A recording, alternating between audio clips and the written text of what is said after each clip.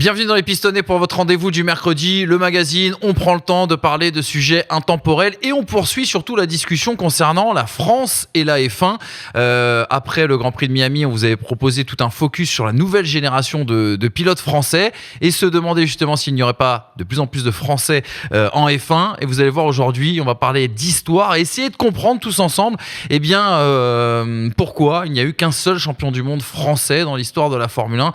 C'est un petit peu, vous savez, Roland Garros commence cette semaine, c'est un petit peu les débats marronniers de chaque année. Pourquoi n'y a-t-il pas eu un successeur à Yannick Noah ? Pourquoi on n'a pas eu de successeur à Alain Prost ? Le plateau, comme d'habitude, comme lundi en tout cas, Hamza Ramani, Brice Girmin et surtout Jean-Luc Roy qui nous fait l'honneur bien sûr à nouveau d'être avec nous. Plaisir. C'est toujours un bonheur de t'avoir avec nous mon cher Jean-Luc. Regardez le programme justement qui va s'afficher pour cette émission du mercredi. Thématique 100% française, un petit peu old school. Interview avec Jean Alesi qui va nous parler de sa carrière et de ses regrets ou pas. Vous le verrez, vous allez le découvrir dans quelques instants. Et puis derrière, on aura ce petit débat justement concernant les successeurs et essayer de comprendre pourquoi on n'a pas eu plus de champions du monde français. Est-ce que c'était un manque de talent ? Est-ce que c'était un manque de soutien ?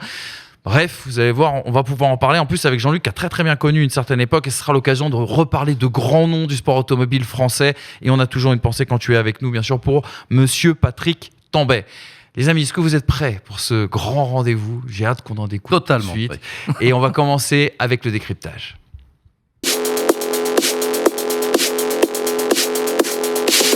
Pour commencer ce premier décryptage, on a décidé de s'intéresser à Jean Alesi qu'on a rencontré il y a quelques semaines dans le cadre du stage FFSA avec l'équipe de France FFSA. Jean Alesi qui est capitaine de cette équipe de France FFSA qui réunit les jeunes talents français. On a pu à cette occasion échanger un petit peu justement sur sa carrière et franchement Jean nous a fait un super accueil, ça a été un super moment. Jean Alesi qui était présenté à l'époque justement comme le successeur d'Alain Prost. On parle avec lui d'une carrière de romantique. Est-ce que justement il est tombé dans le péché du romantisme ? Vous avez toutes les réponses maintenant. Donc je disais que vous êtes un joli groupe là. C'est un groupe de rock en fait. Hein ? C'est un groupe de rock. D'accord. Ah, j'ai eu peur, j'ai connu Rome. Vous êtes 50, c'est pas un bout de scotch.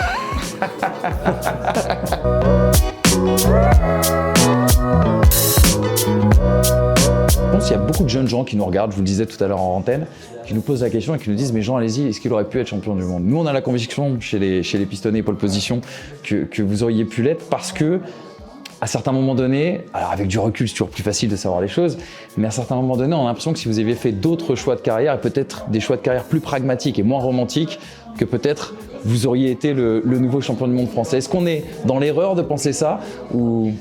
Non, c'est disons un état de fait puisque effectivement j'avais le contrat Williams et puis pour plusieurs raisons j'ai choisi Ferrari et Ferrari n'était pas compétitif. Enfin, c'est pas qu'il n'était pas compétitif, il n'était pas fiable parce que par exemple en 95 de garder seulement mes positions où j'ai abandonné. J'aurais joué le championnat du monde avec Michael à la dernière course en étant, sans dire j'aurais pu, non, juste finir les courses dans la position où j'étais. La voiture était très fragile, donc ça a été difficile à vivre, parce que quand on est pilote et que la voiture ne va pas au bout, c'est hyper difficile. Mais voilà, j'ai fait 201 Grands Prix. 32 podiums, 14 fois deuxième. J'ai conduit 5 ans pour Ferrari. Honnêtement, je me sens plus un privilégié que de dire que d'un frustré, disons, que de dire ouais j'aurais pu. Voilà. Votre histoire avec Gerhard Berger, on a cet idéal. Il y a beaucoup même d'histoires qui sortent là-dessus. Cette fameuse voiture que vous auriez mis sur le toit, les défis que vous fixiez tous les deux. Est-ce que déjà vous vous parlez toujours ? Et est-ce que c'est votre coéquipier préféré, en tout cas, que vous avez eu en carrière ? Alors préféré, attention, parce qu'un coéquipier c'est toujours une épine dans le pied. Hein. Donc quand on était ensemble, surtout que Gerhard c'était vraiment un beat. Hein. Donc c'était pas facile d'être avec lui, mais il était loyal. Donc ça c'est la base. Et puis tout aujourd'hui, on raconte toutes les bêtises qu'on a fait ensemble. On se voit régulièrement et c'est vraiment un grand ami. Donc ça a certainement lié une grande amitié de courir ensemble pendant 5 années. Vous faites toujours des bêtises ensemble ou pas ? Alors moi j'essaye de plus les faire avec lui parce qu'il n'a pas de limite. Est-ce que votre plus beau souvenir, on peut dire que c'est forcément votre victoire au Canada 1995, où j'ai appris récemment que vous étiez tombé en panne dans le tour de décélération juste après le drapeau à damier. On a souvent dit que Jean Alesi manquait de réussite. Là, ce jour-là, la réussite était avec vous. Non, là, ce jour-là, j'étais béni des dieux. Hein, mais comme j'ai dit à Michael, j'ai dit, écoute Michael, je t'ai suffisamment donné des victoires pour qu'aujourd'hui, je savoure celle-là. Et puis bon, on avait rigolé ensemble. Mais tout à l'heure, je vous ai dit que je me sens privilégié d'avoir fait ce que j'ai fait en F1. Et j'ai difficilement, c'est difficile pour moi en fait de dire oui, Montréal c'était mon meilleur souvenir parce que quand même mon premier Grand Prix, je suis engagé pour faire une course. J'ai jamais essayé la voiture, je l'ai jamais vue. Je monte, Castellet en plus. Au Castellet, voilà, et je fais 4e et puis après du coup j'en fais encore 200 des Grands Prix. C'est des souvenirs inoubliables. Il n'y a aucune amertume, il n'y a aucun regret en fait quand on vous écoute parler de votre carrière. Mais non. Même le Grand Prix de Monaco 1996, non, moi j'étais devant un gosse, j'étais devant ma télé comme un gosse, j'étais persuadé que vous alliez le faire. Plusieurs fois, j'ai l'impression d'avoir gagné le loto et de ne pas avoir trouvé le ticket le lendemain. Hein. Ça m'est arrivé plusieurs fois. Et tout aujourd'hui, Monza, Monaco, Suzuka, enfin je veux dire, j'ai des endroits qui... j'aimerais remonter dans la voiture, finir le Grand Prix, quoi. Bien sûr. Ça, c'est sûr. Vous y pensez encore aujourd'hui? Ah bah oui. Ouais. Et puis, comme j'y retourne sur ces circuits, chaque fois, je me rappelle la chambre d'hôtel, tout. Ça vous rend dingue. Hein. Mais par contre, j'ai pas de regrets, quoi. J'ai eu des déceptions, oui. Mais ça, c'est la vie du sportif. Hein. Parlez-nous justement de cette transition, parce que vous l'avez vu, la transition avec l'arrivée notamment de Jean Todt, avec je crois Niki Lauda qui était consultant, il me semble aussi également. Qu'est-ce qui a changé entre la Scuderia que vous avez connue et celle avec laquelle Michael Schumacher a été champion du monde derrière? Alors, en fait, moi, quand je suis arrivé, c'était vraiment une écurie qui était gérée par des Italiens. Mon team boss, c'était Cesare Fiorio. Montezemolo, le président, Gianni Agnelli, le big boss, c'était des seigneurs de la course. Et puis, mon coéquipier, c'était Alain Prost. Donc, il y avait quand même une structure et disons, une équipe qui était assez impressionnante. Donc, moi, j'étais vraiment impressionné quand je suis rentré dans l'écurie. Malheureusement, il y a eu des changements à la tête qui ont fait que tout est parti en vrille, quoi. Et ça a pris beaucoup de temps à être remis, disons, en place. Bon, après, donc Jean Todt est arrivé, il a engagé Michael Schumacher, donc moi j'étais obligé de partir. Michael Schumacher, l'un de vos meilleurs amis, on peut le dire. Oui, absolument. Malheureusement, bon, on n'arrive pas. Enfin, c'est dommage de ne pas l'avoir avec nous, mais comment vous avez géré à l'époque le fait de quitter Ferrari et d'être remplacé justement par la personne avec qui vous partiez en vacances à l'époque, on peut le dire. Et après aussi d'ailleurs. Oui. Mais non, mais c'était une volonté de la Scuderia. Lui, il était champion du monde. Moi, je comprends. Chez Ferrari, ils veulent tout le temps le champion du monde chez eux. Je ne l'ai pas pris comme un affront personnellement, où j'ai été quand même vexé. C'est de la façon un petit peu que ça s'est passé. Mais bon, ça fait partie du jeu. Et puis enfin, on arrête là, quoi. Jean-Louis Mancet nous a dit, Jean d'Avignon, c'est le plus grand... Je sais pas, comique c'est pas le mot, mais c'est la personne qui m'a fait le plus rire dans ma vie. Et il nous a dit aussi également c'était le meilleur sous la pluie. Je vais pas vous demander pourquoi vous étiez marrant, je pense que c'est peut-être inné ou c'est quelque chose que vous avez appris. Par contre, sous la pluie, qu'est-ce qui fait que Jean Alesi était meilleur que les autres sous la pluie? Alors, meilleur que les autres, attention. C'est ce que nous a dit Jean-Louis Mancet. Oui. Alors, ma génération, c'est Nigel Mansell, Senna, Prost, Piquet. Je veux dire, j'avais des solides. Hein. Mais c'est sûr que je me sentais toujours très bien sous la pluie. Et c'était peut-être au fond de moi presque un moment que je trouvais comme une possibilité de me rapprocher de la victoire plus facilement. J'avais un contrôle de la voiture qui m'aidait Et dès qu'il pleuvait, je dis voilà, c'est ta journée, quoi. Jean, qu'est-ce que vous pensez, ce sera la dernière question, vous avez été impliqué aussi à travers votre fils Giuliano qui a couru jusqu'en F2, je crois qu'il est parti au Japon si je ne dis pas de bêtises désormais. Qu'est-ce que vous pensez de l'évolution justement du sport automobile et de la Formule 1 aujourd'hui? Alors je veux dire que heureusement elle est ce qu'elle est aujourd'hui, parce qu'il y a eu fin 2000, je trouve un peu un creux, un désintéressement des jeunes, pas d'identification de la machine et de la jeunesse. Donc c'était un peu décevant, parce que moi j'ai quand même connu ce qu'est la F1 aujourd'hui, c'est-à-dire les circuits pleins, un peu le Star System, c'est-à-dire la télévision. Alors il n'y avait pas de pay TV, mais justement on était partout à la télévision. Mais il y a eu ce petit creux. Aujourd'hui, c'est un boom incroyable. Pourquoi? Est-ce que c'est seulement Drive to Survive? Je ne suis pas sûr. Mais quand même, le fait d'avoir réussi à montrer les coulisses de la F1, les jeunes ils se sont un peu identifiés à comment ils se font gronder par leurs parents, la rigueur de certains programmes scolaires, les objectifs de la vie. Ils ont trouvé ça, et puis bien sûr le côté un peu sexy, parce que un Charles Leclerc, il fait pas pilote de Formule 1, il peut être mannequin. Il y a pas mal de beaux garçons en F1 qui font que ça attire le côté féminin aussi de fans. Et tout ça ensemble fait qu'aujourd'hui, la F1, c'est un sport très populaire. Et ma dernière question, ça sera votre circuit préféré, mais je crois qu'on connaît la réponse. Est-ce que c'est réellement le circuit de Monza? Absolument, absolument. Et Monza, tout aujourd'hui, ça me fait plaisir parce que c'est un circuit qui est ouvert, hein, puisque c'est dans un parc qui appartient à la ville de Monza. Donc je connais les petits grillages ouverts et tout, et des fois je prends ma voiture, je vais me mettre dans un virage, hein, au milieu du parc comme ça, j'adore ça. Vous avez connu, vous, l'époque où les grands industriels français aidaient justement le sport automobile. Je ne vous rappelle pas l'épisode Prost Grand Prix, quoique quand vous êtes arrivé, c'est au moment où les industriels français sont un petit peu retirés.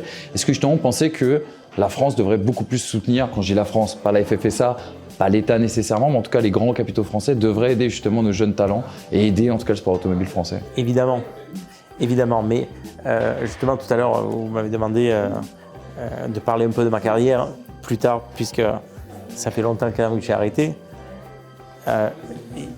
J'ai eu des sponsors, je vais vous les citer: SNPE, Société Nationale de Poudre et Explosifs, SNECMA, les moteurs d'avion. Donc ça, c'est des groupes en France qui sont certainement aujourd'hui encore très très puissants. Ils m'aidaient pour faire la Formule 3, la Formule 3000 que j'ai gagnée aussi. Donc j'avais des vrais sponsors nationaux. Aujourd'hui, les gamins, ils ne trouvent pas d'argent, quoi. C'est terrible. Merci beaucoup, Jean Alesi, en tout cas. C'est génial. Ça nous a permis d'avoir des réponses à des questions qu'on se posait quand on était petits. Merci, Jean. Merci beaucoup, à tout à l'heure.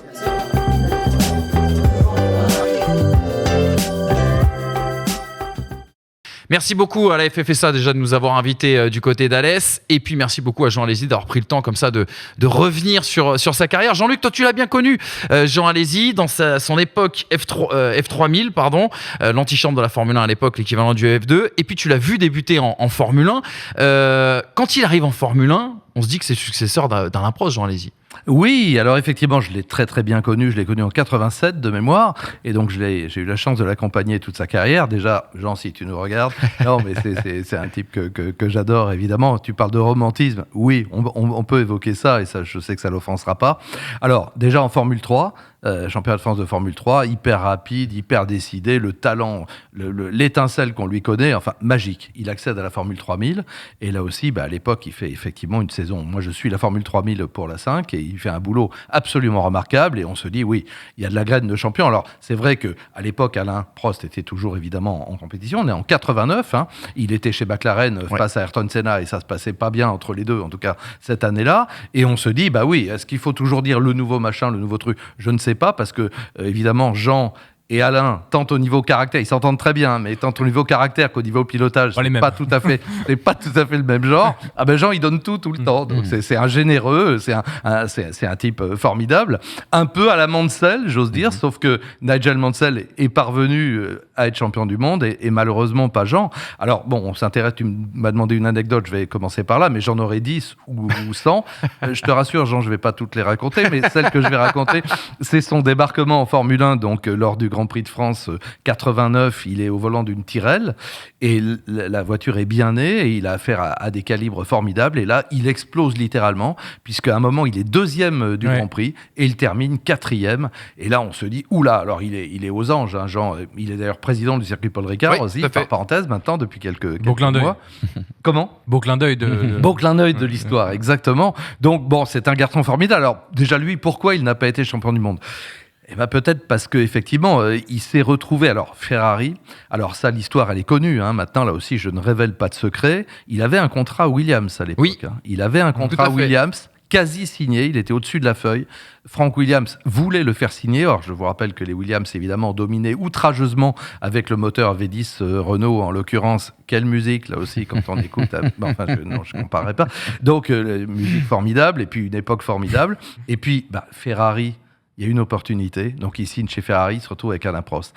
Et ça part de là. Voilà, Jean Alesi aurait signé, il le sait, chez Williams, il était champion du monde. On a eu Nigel Mansell en 92, on a eu Alain Prost en 93. Je suis certain qu'il l'aurait été. Et puis après, bien évidemment, alors après, il y a eu Schumacher, et puis après, il y a eu Jacques Villeneuve. Je ne vais pas vous refaire l'histoire, mais il aurait été chez Williams dans les années 90. Jean Alesi était champion du monde. Et il le sait, je le sais, nous le savons tous. Mais il ne le regrette pas. On lui a posé la question en ITV, il n'est pas dans le regret. Il y avait cette étoile dans les yeux quand il parlait de Ferrari. Ah mais c'était lui qui est d'origine sicilienne, son papa, j'ai bien connu aussi, son papa, sa maman, sa famille, son frère José. Bon, effectivement, quand on est pilote et qu'on parle de Ferrari, y en a-t-il un seul sur cette terre digne de ce nom qui refuserait d'aller chez Ferrari? Mais non, mais faut arrêter de tourner autour du pot. Il n'est pas né Giovanni Alesi? Son vrai prénom, c'est pas Giovanni? Giovanni. Il me semble. Non, mais c'est clair qu'il a, encore une fois, avec ses origines, mais pas seulement, parce que c'est un passionné, c'est avant tout un grand passionné de sport mécanique et de Formule 1. Et il débutait, il arrivait en Formule 1 après Tyrrell, où je rappelle aussi la passe d'armes, c'était à Vegas, si je me rappelle bien déjà. Phoenix, pardon, autant pour moi, aux États-Unis. Avec Ayrton Senna, Ouais. Là aussi, c'était une course. Tiens, Et il finit deuxième. J'en ai encore les poils, c'était une course extraordinaire. Donc on se dit, ah ouais, là il y a du talent. Et puis malheureusement, il tombe. On sait comment ça se termine pour Alain Prost, qui qualifie sa voiture de c'est un camion. Donc voilà, et puis ça se termine pas. Alors Jean, il a mené un paquet de courses, il en a gagné qu'une, malheureusement, le Grand Prix du Canada, on sait très bien.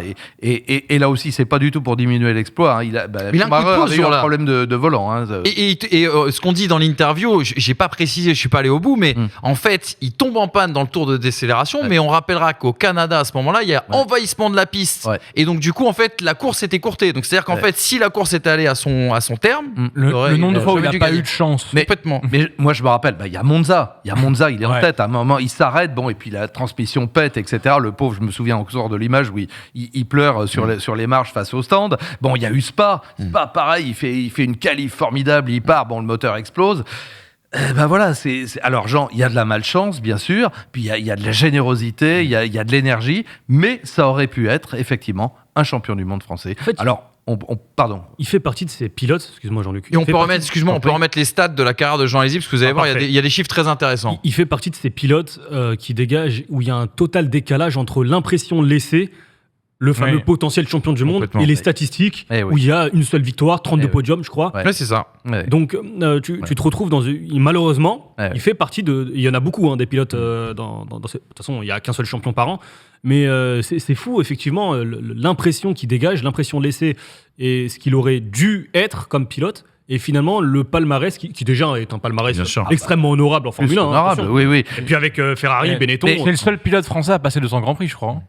Sauf que Romain Grosjean est pas. Non, Grosjean est à. Ah, il est passé au-dessus Non, il est à 100. Il est à plus de 100, mais je crois qu'il Alain doit être à 199, si mon souvenir est exact. Je crois que c'est le plus capé, allez-y. C'est pas impossible. Patrick était à 114. Enfin, ce que je voulais dire, c'est qu'il n'a que 2 pôles. Alors ça m'étonne à chaque fois. Dont une à Monaco, hein. Eh ouais. Mais ça m'étonne à chaque fois parce que Jean, il aurait pu ou dû avoir beaucoup plus de pôles que ça. C'est un pilote tellement rapide. Et la pole à Monaco, elle vient après 4 Grands Prix d'absence parce qu'aux essais privés de la saison 94, il se blesse. À Fiorano, il rate le Grand Prix du Pacifique, il rate Imola, du coup 94, il revient pour Monaco, pole. Bon, ce qu'on a dit lundi dans les enseignements au sujet de l'exercice de la qualification à Monaco qui révèle justement le talent des pilotes. Absolument. Je crois que Paulman à Monaco, normalement, ça signe dans le marbre que effectivement. C'est un diamant, c'est un talent pur. Quoi. Il aurait peut-être fallu polir un poil le diamant. Non, mais c'est vrai, il le sait. Il y a tellement de générosité, tellement de talent débordant. Voilà, c'est ce qu'on peut dire. Alors, 179, c'est ça ? Ouais, Grosjean 179, Prost 199 et Alesi 201, le français le plus capé. Ça place le truc. Et 43% d'abandon, c'est peut-être ça aussi. Et 87 abandons, j'ai vu sur 201, c'est énorme. C'est l'époque. Qu'aujourd'hui, on vit dans une F1 où, mine de rien, abandonné, on a l'impression que c'est zut, c'est pas normal. Parfois, on termine des grands prix, comme à Miami, aucun abandon, aucune safety car. On avait dit 50% à l'époque, fallait voir le nombre de problèmes hors accident, le nombre de problèmes mécaniques. On est loin, très loin aujourd'hui de cette époque. C'est une Formule 1 totalement différente. Mais j'allais dire, ils sont obligés de par le règlement. Parce que le règlement, quand on te donne 3 moteurs et très peu d'éléments, tu es obligé de gérer tout le temps. Oui, à l'époque, c'était. Alors, Panis casse 2 moteurs. Panis casse 2 moteurs le week-end où il gagne à Monaco. Le matin en warm-up, il casse un moteur. Je crois en essai, il casse un moteur. L'abondance. Aujourd'hui, il aurait eu 20 places de pénalité. Exactement. Mais les moteurs, là aussi, on a des usines à gaz depuis 2014, mais les moteurs coûtaient beaucoup moins cher. Les V8 Cosworth, il les produisait par dizaines, voire par centaines. Et puis les autres, oui, ça coûtait évidemment cher par rapport à l'époque, mais ça n'avait rien à voir avec maintenant. Là aussi, on marche sur la tête, enfin, à mon avis. Mais c'est un vaste débat. Ça ne vous aura pas échappé qu'à la fin de cette interview, on pose la question à Jean Alesi du soutien des grands industriels français, de l'État notamment,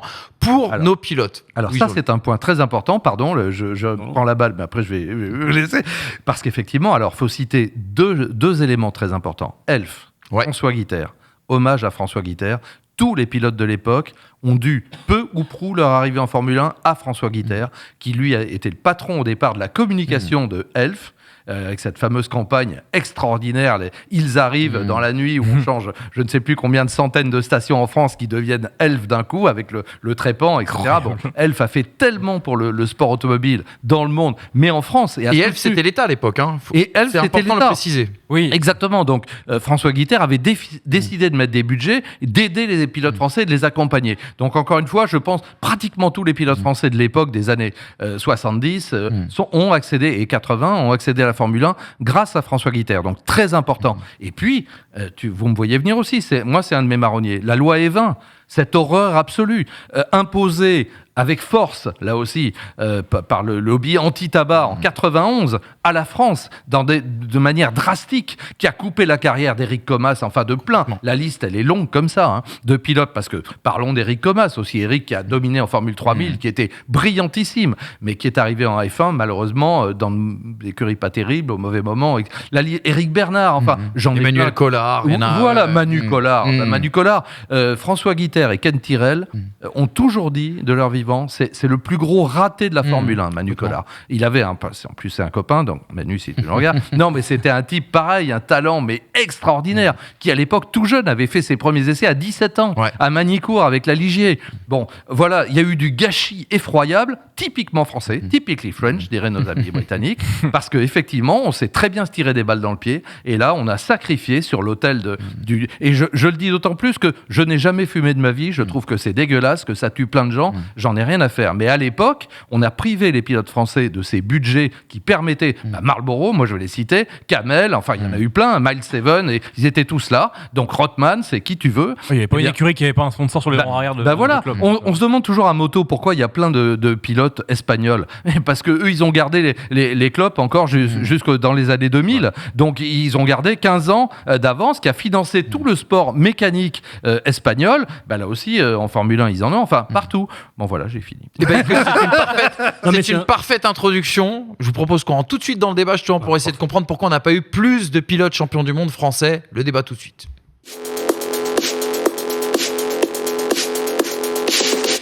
Hamza, je suis désolé, je t'ai coupé la chic. Garde bien ces arguments en tête et je te laisse rebondir. Tu seras le premier à en parler. Juste un petit tableau pour ouvrir justement cette grande question. Pourquoi il n'y a pas eu plus de champions du monde français? Pourquoi on n'a pas eu de successeur justement à Alain Prost? Je vous ai mis plusieurs raisons à voir après. On va essayer de discuter autour et je vous ai mis surtout quelques exemples. À voir, Jean-Luc, si tu es d'accord avec les exemples qu'on va citer. Manque de talent ou manque de soutien? Parce que je me rappelle que Flavio Briatore, lorsqu'il était patron de Renault au début des années 2000 et que la France réclamait justement un pilote français dans une voiture française, Flavio Briatore nous disait à l'époque, ouais, mais les Français, il n'y a pas assez de talent, ça doit être au mérite que ça doit se passer, etc., etc. On rappelle aussi également, et tu l'as très bien dit, le désengagement aussi des industriels français. On l'a beaucoup rappelé sur ce plateau. Par exemple, un industriel comme Total ne veut plus mettre d'argent dans un sport automobile dit sale, même s'il devient de plus en plus propre quand on parle bien sûr de la Formule 1. Faut pas oublier qu'il y a eu les tragédies et c'est vrai que là-dessus, je pense quand même que la France a mangé son lot. François Sever aurait dû être champion du monde, de l'aveu même de Jackie Stewart. Jules Bianchi quand même avait montré des choses en Formule 1. Pironi, et on pourrait donner l'exemple de Pironi en 82 avant de se blesser bien sûr en Rosberg, essai. Il est champion, c'est parce qu'il y a les 4 courses de plus et il est champion que de 5 points. Exactement. Donc exactement, c'est pour ça qu'on l'a mis dans les tragédies. On n'aurait peut-être pas eu le père et le fils champion du monde. Toi, c'est Rosberg. Est-ce que les Français à un moment donné ont été aussi assez bankable? Je pense à Olivier Panis, je pense à Franck Montagny et Sébastien Bourdet qui ont été boudés quand même par Renault et Flavio Briatore et son management assez spécial. Franck Montagny en a parlé d'ailleurs cette semaine. Tu dis? Mais Malaisie a été boudée. Les relations avec Briatore étaient exécrables chez Benetton. Oui, mais moi je le mettrais plus dans le péché de romantisme. Dans ces Français qui à un moment donné ont peut-être pas pris des choix assez pragmatiques. Je mettrais d'ailleurs Jacques Lafitte dans le même lot, lui qui était très lié à Ligier, qui aurait pu être champion du monde. D'ailleurs, je me rappelle, c'est 79 où il commence par deux le début de victoires, saison de la temporada sud-américaine où effectivement il est en tête du championnat. Exactement. Et puis on pourrait même rajouter Patrick Tambay, à l'époque Ferrari où c'est en 82 notamment où il gagne cette victoire absolument extraordinaire. René Arnoux aussi également avec Renault. On pourrait même rajouter Jean-Pierre Jabouille, je ne l'avais pas cité dans ce paquet. Les amis, pourquoi justement il n'y a pas eu plus de champions du monde français? Est-ce que c'est la faute à l'écosystème et l'environnement de la Formule 1 qui n'a pas assez fait confiance à nos Français, ou est-ce que nos Français aussi également à un moment donné ont péché? Non, mais pour revenir et rebondir sur ce que tu disais tout à l'heure, Jean-Luc, on le voit aujourd'hui, le désintérêt des politiques, qui quand même est un élément important. Enfin, c'est aussi ce pourquoi on a perdu le Grand Prix de France aujourd'hui. Il y a eu un entretien fait par Frédéric Ferret il y a une semaine. 2 semaines, ouais. Je crois que c'était avant Imola, tout à fait, il me semble, avec Stefano Domenicali, où il en parlait du coup, Stefano Domenicali. Alors on peut être pour ou contre la manière de procéder de Domenicali et de la Formule 1, mais aujourd'hui ça fonctionne comme ça. Lui, il veut discuter avec les chefs d'État. Voilà, personne d'autre. Il veut discuter avec les chefs d'État. Le roi de Malaisie était à Monaco ce week-end pour négocier, discuter avec... alors, c'était pas avec Domenicali, c'était avec Mohamed Ben Sulayem, le président de la FIA. Est-ce qu'on aura, moi je l'espère, j'aime beaucoup en plus le circuit de Sepang, est-ce qu'on aura le retour de la Malaisie? Je ne sais pas, mais en tout cas, ça discute. Domenicali, il a discuté en début de saison, je ne sais plus à l'occasion, je crois que c'était en Arabie Saoudite, avec, je crois que c'était Kagame, le président du Rwanda. Il discute avec des gens qui veulent récupérer la Formule 1, mais avec les chefs d'État. Aujourd'hui, Emmanuel Macron, alors je ne sais pas s'il ne veut pas, mais en tout cas, on n'entend rien de la part de la sphère politique. Il y a eu une déclaration il y a quelques jours de la ministre des Sports. Effectivement, Oudéa Castéra, la ministre des Sports, qui a dit qu'elle aimerait retrouver le GP de France. Il y a les paroles, après il y a les actes. On peut déplorer encore une fois l'aspect, moi, Stefano Domenicali, je discute qu'avec les chefs d'État. Mais en l'occurrence, aujourd'hui, ça se passe comme ça. Si tu veux récupérer le Grand Prix de France, il va falloir le faire. Est-ce qu'à terme, on aura un GP? Est-ce qu'aujourd'hui, la politique est intéressée par le sport automobile et par la Formule 1? j'ai l'impression que c'est un marronnier finalement depuis 30 ans. C'est vrai. Mais de toute façon, c'est aujourd'hui, on regarde quels sont les pays qui investissent le plus dedans et quels sont les pays qui attirent les Allemands qui attirent le plus aujourd'hui la Formula One Management. C'est les pays qui mettent un gros chèque et deux ont un investissement politique très fort. Et ont besoin d'influence dans le monde. Voilà. Le problème, c'est que cet investissement politique très fort, il est toujours intéressé. Et que cet intérêt, aujourd'hui, se retrouve énormément dans ce qu'on appelle communément le sports washing. La Russie a fait un lobbying fou, alors même qu'elle était en train d'envahir l'Ukraine en 2013 pour arriver en 2014 avec les Jeux Olympiques plus le Grand Prix. Je vous rappelle que c'est quand même Vladimir Poutine qui remet le trophée de la première place. C'est donc le chef d'État. On n'a même pas vu Emmanuel Macron se déplacer au Grand Prix de France. Non. Donc, ni même un politicien, ni même un membre du gouvernement. La ministre des Sports n'était pas au Grand Prix de France. Il y avait eu Estrosi, mais c'est même pas le gouvernement. Oui, GIP, président de la région. Oui, voilà. À l'époque. C'est un investissement public et local. Et déguisé. Parce que derrière le GIP, il faut voir l'argent public quand même. Oui, bien sûr. Et déguisé. Et aujourd'hui, en fait, on a une politique qui va se retrouver sur celle du tourisme saoudien, parce qu'on a vu pendant la Coupe du Monde au Qatar que les pubs sur l'Arabie Saoudite pour aller les visiter étaient partout. Donc il y a un investissement sur le Grand Prix d'Arabie Saoudite pour dire venez, Jeddah, c'est cool. Et ils en veulent un deuxième. Et ils en veulent un deuxième. Bien sûr. Tu as le Qatar qui fait la même chose avec le Grand Prix de Losail. Évidemment. Et en fait, à partir de là, toutes ces pétromonarchies, mais c'est pas que les pétromonarchies, parce qu'au final, il y a les US qui font la même chose. Il y a l'Afrique du Sud qui va... L'Azerbaïdjan. Bon, qui est pas une monarchie, mais qui est aussi... un régime très dur. Même la Turquie, à un moment, le Grand Prix de Turquie. Ce que je veux avec dire, un très beau circuit. Par là, aujourd'hui, c'est aussi s'associer à des pays comme ça que de faire ça. On ne verra publiquement en France, en tout cas, et c'est très français de penser comme ça, que dans l'investissement étatique dans le Grand Prix de France, qu'une volonté de laver quelque chose. On ne verra que ça, on ne verra que le côté oui, mais ce n'est pas écologique et vous mettez de l'argent dans ceci plutôt que dans des éoliennes, alors qu'on le sait très bien que le Grand Prix de Formule 1 est un événement qui, de par sa nature, prend en considération... Rapporte de l'argent. Rapporte de l'argent et prend en considération aussi ses impacts écologiques. Un week-end de Grand Prix de France pollue moins qu'une quinzaine de Roland-Garros. Et bien sûr, Roland-Garros, ça pollue moins. Le fameux bilan carbone, évidemment. Et aussi, ce qu'on a appris, c'est que désormais, enfin, ce qu'on sait désormais, c'est que pour organiser un Grand Prix, il va falloir prendre en compte ces considérations écologiques pour justement récupérer l'organisation d'un Grand Prix. Du manque de bouteilles d'eau. Est-ce que à Roland-Garros, dans un stade de foot, le nombre de gobelets en plastoc que vous trouvez, ils sont parfois jetés sur le terrain. Je dis une bêtise. Stade Bauer. Au Grand Prix de France, interdiction d'avoir une bouteille en plastique. Non, mais c'est un faux procès. Oui, mais du coup, en fait, ça, il faut faire de la pédagogie envers le public pour que derrière, l'État n'ait plus peur d'investir dans des pilotes, d'investir dans un Grand Prix, d'investir pour la France en sport automobile. La Fédé le fait l'État injecte dans la Fédé, mais la Fédé le fait de façon... avec les moyens du bord, entre guillemets. Et aujourd'hui, ils le font très bien en ayant une structure, une académie, un accompagnement qui fait qu'aujourd'hui, on a la chance d'avoir 2 pilotes en écurie française et 2 pilotes dans une écurie française de F2, plus 2 autres pilotes en F3, en F2 dans d'autres écuries. Et on a également tout un vivier qui arrive. Donc ça, au niveau des pilotes, on a su faire le changement. Mais par contre... En termes d'investissement dans la position de la France en sport automobile, aujourd'hui, on est un pays qui est frileux par rapport à ça, comparé à d'autres pays qui n'en ont rien à foutre de leur image publique et qui concrètement vont... Rien à faire, on rappelle. Non, mais ça, c'est le problème. Excuse-moi. C'est le problème franco-français de l'hypocrisie et de la peur. Il n'y a pas de courage politique dans ce pays, ça se saurait. Mais depuis longtemps, là, je fais même pas le procès de ceux qui sont là. Actuellement, les autres avant, c'était pareil pour d'autres raisons. Je veux dire, quand on voit que... Je vais citer son nom, là, je suis désolé. Il se trouve que j'ai, à un moment, bien connu François Fillon. Il était quand même Premier ministre de la France pendant longtemps. Passionné de sport mécanique, il adore vraiment ça, etc. Mais il osait pas le dire, parce que c'était pas bien vu en France de dire qu'on aimait le... Moi, je me rappelle de Pompidou qui arrivait à l'Élysée en Porsche. Et oui, donc tu vois, on est quand même à d'autres époques, où là, on osait assumer qu'on était passionné de voitures et de sport mécanique. Le pire, c'est que ça a déteint sur les industriels. C'est-à-dire qu'en fait, l'investissement public n'est plus là, mais privé non plus. Parce que même Total, alors je sais pas comment c'est classé au CAC 40, Total, c'est pas comme si ça manquait de pognon. Année record.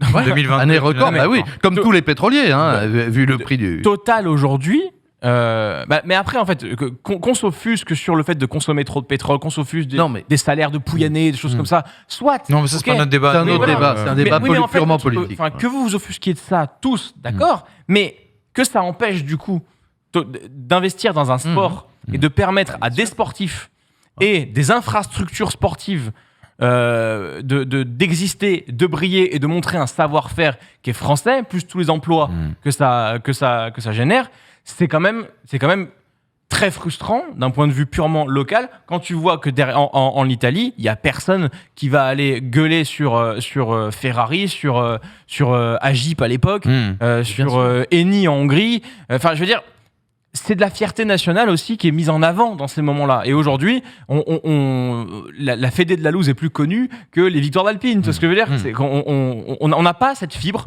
d'investissement pour la gloire de nos talents, en fait. Alors, on a eu à une certaine époque, et il faut le dire, Magny-Cours, avec Mitterrand et Bérégovoy, il faut le dire. Alors évidemment, là aussi, à la française, ça s'est passé, on a arraché le Grand Prix, évidemment, au Paul Ricard pour l'emmener à Magny-Cours, mais Magny-Cours, qui était un petit circuit que moi j'ai connu, l'ancien, qui a été complètement refait, et quand même, le Grand Prix de France à Magny-Cours a été un succès qui était pérenne, qui était chaque année. Tous notre premier là-bas, je pense. Là, effectivement, et ça posait à l'époque beaucoup moins de problèmes de conscience à certains, c'était effectivement le circuit d'État avec Bérégovoy, et c'était comme ça que ça se passait, et ça posait pas trop de problèmes. Et effectivement, les industriels français venaient cotiser et étaient présents sur le tracé. Non, mais là, oui, on est parti dans des dérives que je préfère ne pas qualifier. Mais comme ça d'habitude, explique les choses quand même. Mais complètement. Est-ce que le tournant, c'est pas Prost Grand Prix ?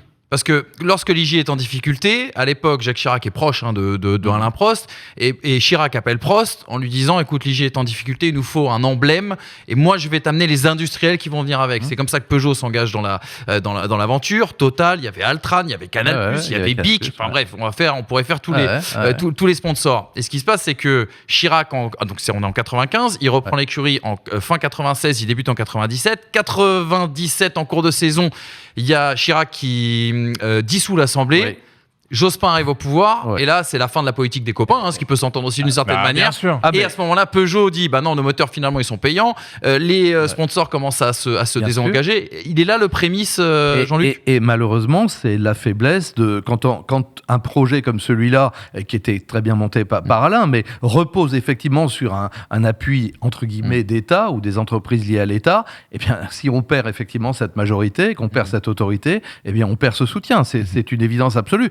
Alors oui, c'est l'une des clés, bien évidemment, et c'est vrai que cet échec a fait très mal à Alain d'abord, et puis à tout le monde, parce qu'on y croyait tous. Moi, je commentais les Grands Prix en direct à l'époque pour Canal, sur Kiosque, avec Patrick, et donc on était très proche de l'écurie, et c'est vrai que ça a fait mal. Alors, juste pour rire aussi, parce que j'aime bien les petites anecdotes, entre quand même le rachat de l'équipe et l'arrivée, il y a eu le blanchiment Briatore. Oui, c'est vrai, t'as raison. Il y a eu une petite année pour, et voilà, c'est Briatore qui a vendu l'écurie.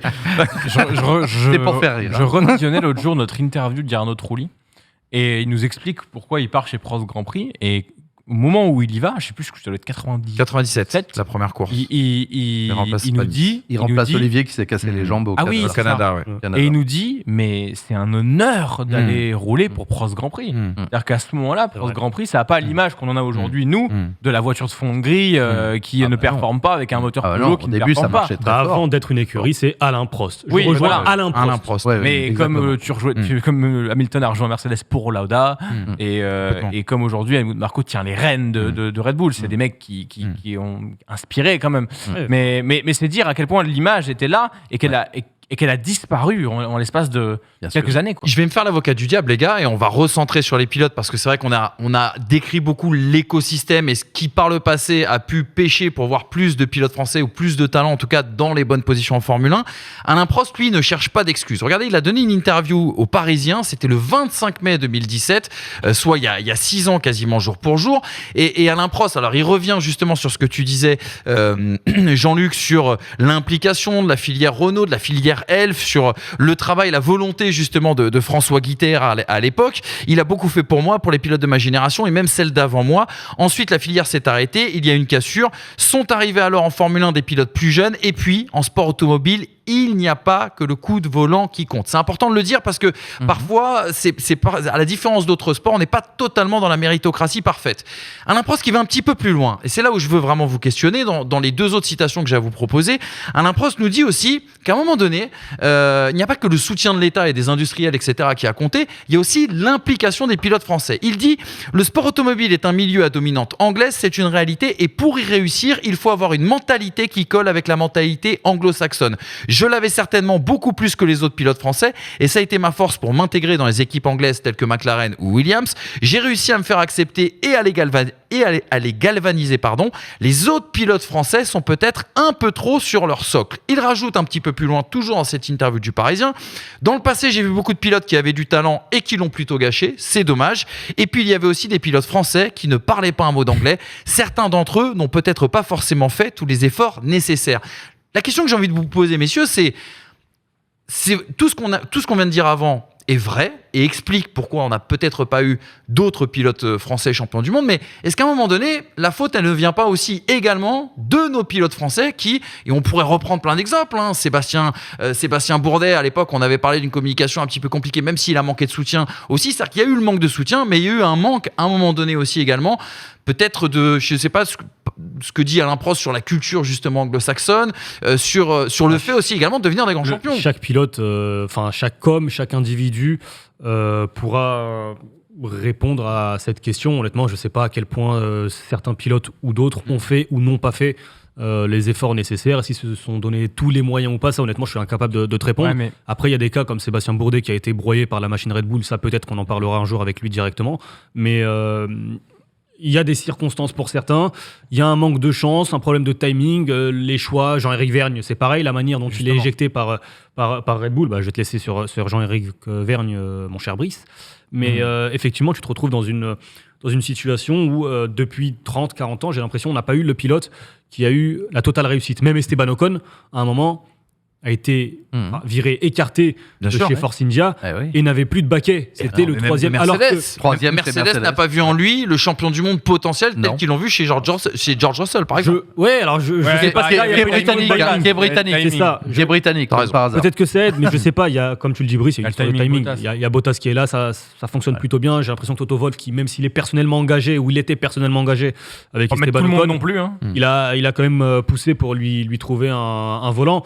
Mais effectivement, j'ai l'impression que depuis 20-30 ans, les pilotes, c'est pas le côté patriotique qui parle, mais j'ai vraiment l'impression qu'on n'a pas eu le pilote qui a eu 100% de réussite, qui a eu le bon volant au bon moment. Peut-être à un moment, Romain Grosjean, et malheureusement, ça n'a pas suffi avec Kimi Raikkonen à côté, mais voilà.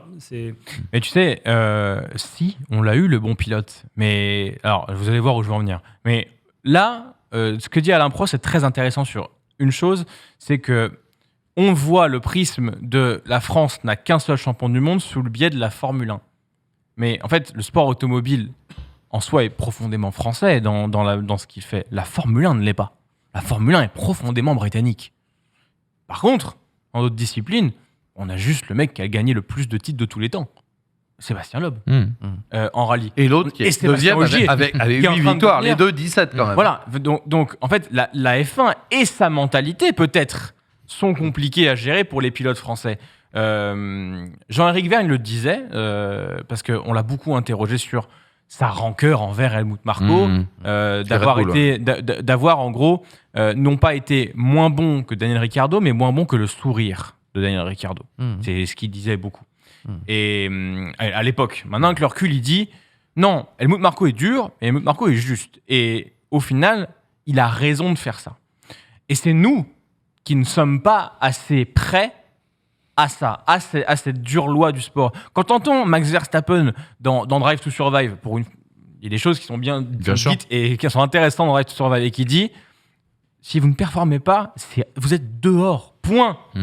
Et nous, en France, on a toujours cette mentalité de la sécurité, du repêchage, mais attends, t'inquiète pas, on va te trouver un truc. C'est ce que dit Isaac Adjar. Exactement. Adjar, il est dans cette optique, justement dans cette philosophie. Et au final, quand tu l'entends et que t'es français, t'as cette petite part de toi qui est en mode prétention. Oh, le gamin, il est arrogant. C'est ce que les gens ont dit quand il est venu dans cette émission. Exactement. Les gens ont dit mais quelle arrogance. Alors c'est un pilote de Formule 1. Enfin, c'est un pilote de sport auto. C'est la seule mentalité possible. Si tu veux atteindre, ils sont 20 dans le métier. Tu fais pas un métier où tu as 500 000 postes dans le monde. Ils sont 20.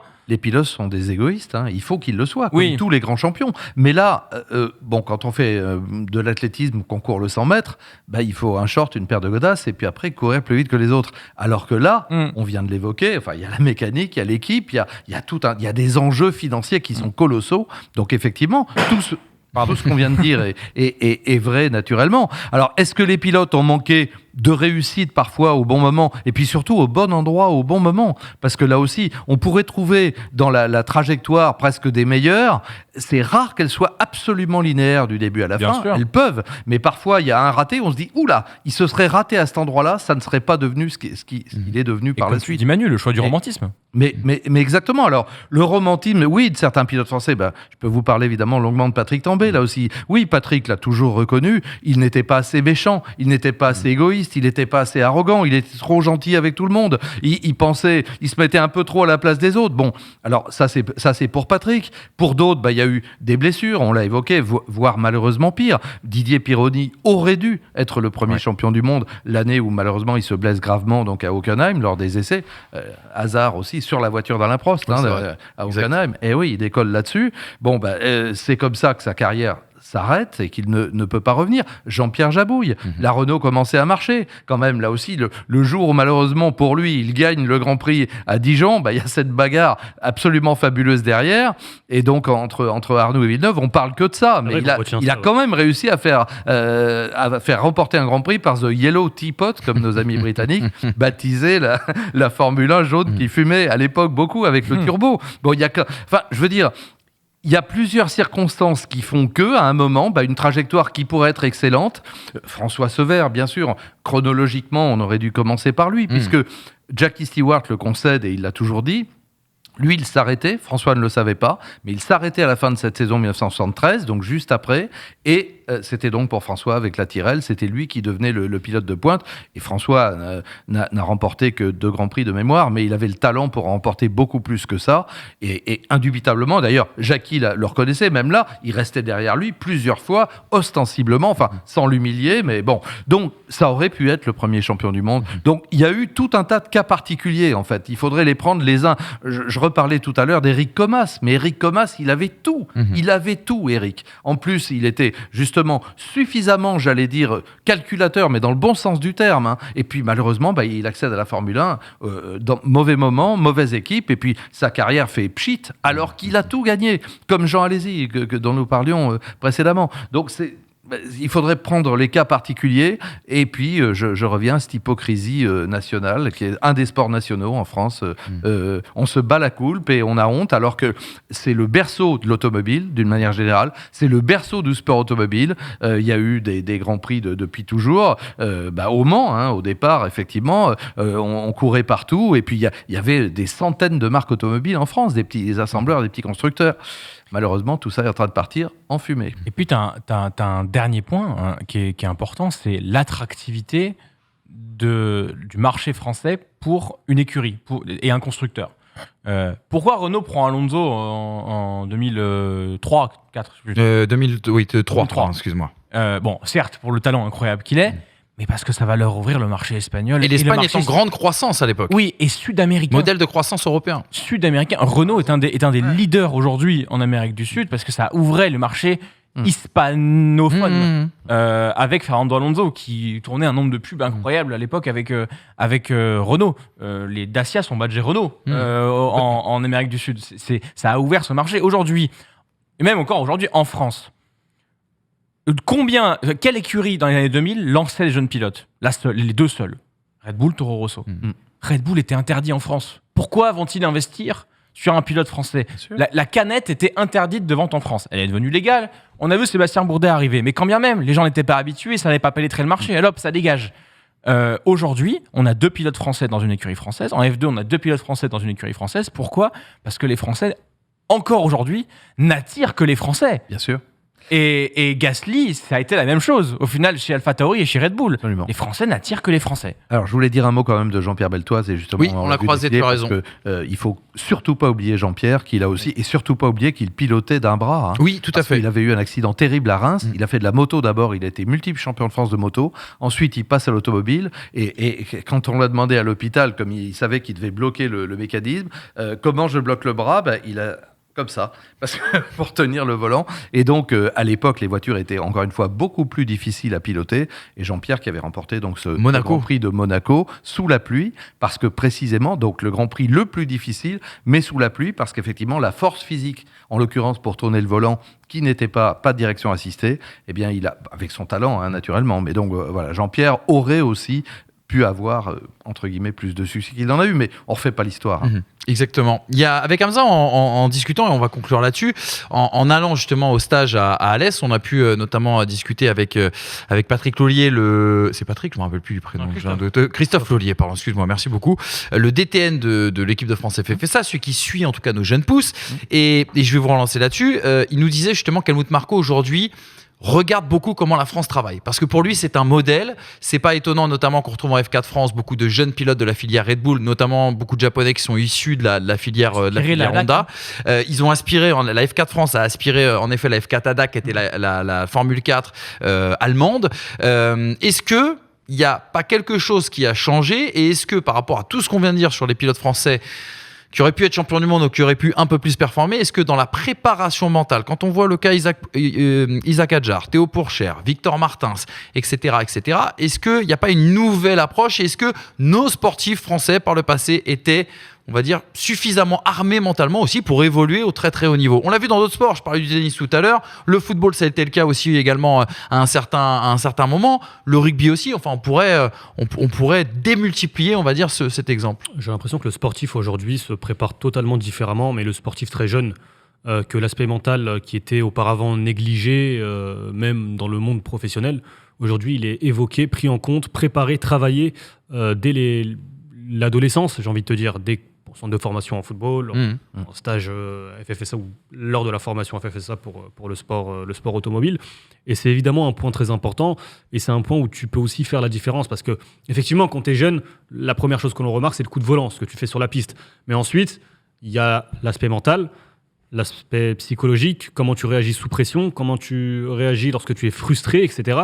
Et je pense qu'il y a un travail qui, aujourd'hui et depuis quelques années maintenant, est en train d'être effectué là-dessus, et on commence à en récolter les fruits. Rien à rajouter. Alors, moi, si. Jean-Luc, le mot d'ordre. Je voulais juste dire que le sport automobile, on parlait de Formule 1 quand même, c'est l'aboutissement, c'est une pyramide. Et ça, il faut le garder en mémoire. C'est-à-dire que quoi qu'on fasse, et moi, je déplore également le fait qu'aujourd'hui, je l'ai dit plusieurs fois, en Formule 1, il n'y ait que 20 pilotes. Il y en a eu jusqu'à 26, voire plus. Il y avait les pré-qualifs qu'on a connus. Pour moi, il faut revenir à une grille à 26. Pourquoi ? Mais parce que les 6 places qui manquent, c'est pas celle du haut, c'est celle du bas. C'est-à-dire que ça permettrait à des jeunes pilotes issus de la Formule 2 ou d'ailleurs d'accéder à la Formule 1, de se mettre en évidence, de se frotter aux meilleurs. Et justement, si on a un vivier, et nous l'avons, qui est formidable, il faut que ces gens-là, au-delà de la Formule 2 dont nous avons parlé, ou de la Formule 3, ils puissent accéder au pinacle qui est la Formule 1. Et pour ça, il faut plus de 20 baquets. Mais l'important pour ça, par contre, c'est d'avoir plus de 20 baquets, certes, mais les écuries qui viendraient, qu'elles soient performantes, en fait. Parce que l'exemple qu'on a eu en 2010 avec l'arrivée de Caterham, de Virgin et HRT, enfin, je n'ai pas les noms dans les bonnes années, peut-être. Oui, voilà. on s'est compris. En fait, ça a été ridicule. A été ridicule. Et il faut qu'on ait des écuries qui soit pas forcément en tête d'affiche, mais qui puissent permettre à des pilotes de montrer quelque chose, et non pas, comme ça a été le cas pendant plusieurs années, être simplement des chicanes mobiles. Bianchi dans la Marussia, il a montré son potentiel. Mais complètement. Voilà, on n'a pas reparlé de Jules, mais on connaissait son talent naissant et plus que ça. Alors, juste ce que je voulais dire quand même, parce qu'il faut essayer d'être honnête, même moi, en parlant du passé, l'écart entre les écuries de pointe dont tu parlais il y a un instant, et il n'a jamais été aussi faible qu'aujourd'hui. Parce qu'à l'époque, il y avait quand même des écuries invraisemblables qui prenaient part au Grand Prix et qui terminaient à 2 tours. C'était quand même fréquent, et qui prenaient 3, 4, 5 secondes aux essais. Donc, c'est plus le cas. Les 107%. Oui, exactement. Voilà. C'est pour ça que ça a été créé. On est bien d'accord. Donc, non, mais je suis d'accord avec toi, il faut des écuries performantes, mais il y a de la place pour en créer. Alors maintenant, comme on sait, c'est un système de franchise copié naturellement sur les franchises américaines. Tout le monde a bien compris. Voyons. De toute façon, évidemment, Liberty Media, ils viennent de là. Mais et c'est pour ça que chacun défend farouchement son ticket en disant Andretti, on en parle depuis tellement longtemps. Andretti qui devrait faire son arrivée, qui j'espère le fera. Et puis d'autres. Encore une fois, pour moi, faut 26 baquets en Formule 1. Et là, on va retrouver effectivement de la place peut-être pour 6 jeunes pilotes en plus. Je parlais tout à l'heure, juste pour conclure, l'exemple le plus frappant et le plus récent, c'est George Russell. Tout à fait. Chez Williams, il a eu du temps, beaucoup de temps, peut-être trop de temps chez Williams. 4 ans. En 3 ans, c'est 3 ans. En 3 ans, il ouais. a montré suffisamment pour ensuite aller chez Mercedes. Mais on aurait aimé le voir un an plus tôt peut-être. Exactement. Croisons les doigts les amis, vous avez peut-être les explications de pourquoi la France n'a qu'un seul champion du monde. Vous nous dites en commentaire aussi également vos avis un petit peu sur les différents sujets. Est-ce que c'est la propre faute de nos pilotes français, de l'écosystème, du manque de confiance? Bref, il y a un petit peu de tout ça, bien évidemment. On va terminer, ça fait très longtemps qu'on n'a pas fait un quiz. Je vous propose un quiz de la mort. Jean-Luc versus le reste du monde. Oula.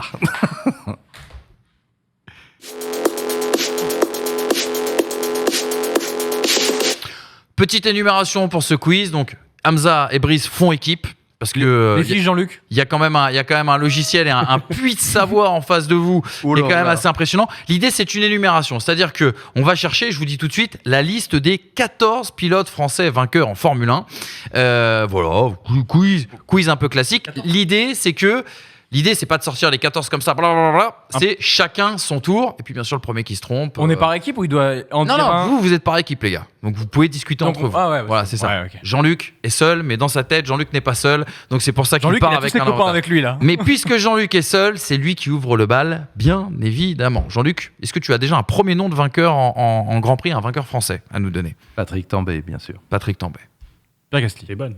Les gars, parlez-vous. Vas-y, je t'en prie. Pierre Gasly. Pierre Gasly. Jean-Luc. Esteban Ocon. Esteban Ocon. Il l'avait pas. Vas-y. Hein ouais, vas-y. Encore, c'est plus facile. Alors, Olivier Panis. Très bien, Jean-Luc. Alain Prost. Alain Prost. Jean Lézy. Jean Lézy. François Sever. François Sever. Je sais plus dans l'ordre, mais Trintignant. Maurice Trintignant. Voilà, c'est lui que j'avais en tête derrière. Attends. ça c'est pour le Ocon. Alors, attends. Là, c'est vrai que là, on commence à buter. Mais attends, ça va revenir très vite. Mais il faut que je remonte un petit peu. René Arnoux. René Arnoux, tout à fait. Jean-Pierre Beltoise. Jean-Pierre Beltoise, ça marche. Jacques Lafitte. Jacques Lafitte, c'est bon. Il nous en reste pas beaucoup, les gars. Didier Pironi. Didier Pironi, tout à fait. C'est vrai que là... Il dit quoi avant? J'ai pas entendu. Ah, je peux pas te dire. Avec, c'est tout l'intérêt de ce jeu, c'est qu'il faut retenir ce qui a été dit. Je crois qu'il y en a. Il me semble qu'il y en a que 2 qu'on n'a pas cités. Alors, attends, oui, et ça y est, ça va me revenir. Sincèrement, je vois son nom. C'est très ancien, ça remonte dans les années 50, si je ne m'abuse. C'est... Plus évident que ça. Plus facile que ça. Plus facile. 50 Trintignant, vous l'avez dit. Oui. Ouais. Mais il me semblait qu'il y en avait un autre. Plus récent. Dont je cherche le nom. Alors, plus récent... Je pense qu'il y en a un que tu as dû commenter sur la 5. Oh, j'arrête après. Ouais, ça va, ouais. Oh, vous êtes deux. Première lettre, peut-être. Vous êtes 2, 1,5. En plus, alors bon, c'est pas Eric Bernard, c'est pas Eric Thomas. Je procède par élimination. Hein. C'est pas Paul Belmondo, c'est pas... Le temps passe. Est-ce que tu donnes ta langue au chat? Est-ce que vous en avez un déjà? Vous en avez un sûr? Oui. On sait plus si on l'a dit ou pas. D'accord, On vas-y. sait plus si on l'a dit ou pas. Beltoise. Allez, Non. ça a déjà été dit, les Ça gars. a déjà été... Donc c'est l'autre que j'ai pas dit. Il en manque Non, 2. bah, tu l'as dit l'autre aussi. Il en manque 2. C'est sûr. Il en manque 2. Attends, c'est terrible ça. C'est parce que si ça remonte. Il y en a un, vous allez rager, les gars. Oh, non. Je vous le dis Ah tout ouais, de suite. c'est sûr. Bêtement. C'est même. Oh, mais si. Attends, il l'a pas dit. Attention, mort subite, Tu peux vas-y. essayer? Vas-y. Jean Lézy. Exactement. Oh, il y a Victoire ici. Victoire Ah ouais. ici. Il en manquait qu'un seul, le Attends, 14e. Je sais plus ce qu'on a dit. ce qu'on a pas dit, en fait. Attends. Et on va le trouver, Après, on manque de temps, hein, les gars. On peut rester jusqu'à demain. On a pas dit de souci. Trintignant, on a dit Sever. Ouais. Vous avez dit, je vous dis ce que vous avez Arnoux. dit. Vous avez dit Trintignant, vous avez dit Sever, vous avez dit Beltoise, vous avez dit Lafitte, vous avez dit Jabouille, vous avez dit Arnoux, vous avez dit Pironi, vous avez dit Prost, vous avez dit Tambay, vous avez dit Alési, Panis, Gasly et Ocon. De Paillet. de Payet. Exactement. Bien sûr. Voilà. Je me suis refait le commentaire de Fébro au moment de monter dans la tête. Et en fait, Tu te dis, tiens, c'est celui-là qui manque. Voilà. Un type extraordinaire. Exactement. Dont on ne parle pas assez d'ailleurs. Alors pareil, un type atypique. On rappelle qu'il s'était brisé les deux jambes aussi en faisant de l'ULM. Et le pauvre, il est mort à Hockenheim en essai privé avec l'Alfa Romeo. Ouais. Exactement. Très bien. L'époque des gladiateurs, bien évidemment, de la Formule 1. Merci Jean-Luc d'être venu revisiter comme ça l'histoire des pilotes français. C'est un bonheur de pouvoir compter sur ton expertise, bien sûr, et ta passion. Merci Brice, merci Hamza. Avec plaisir. C'était un bonheur, les amis. On a rendez-vous déjà la semaine prochaine. La Formule 1 reprend vite. Grand Prix d'Espagne. Est-ce qu'on va s'ennuyer ? Je connais votre avis, mais on en parlera dans une semaine. Merci à Polo Harer qui était à la réalisation, le chef d'orchestre de cette émission et à la base aussi également de l'histoire de l'émission. Les pistonnés, il faut souvent le rappeler, c'est important. Merci First Team. Salut les amis, bonne semaine. Ciao.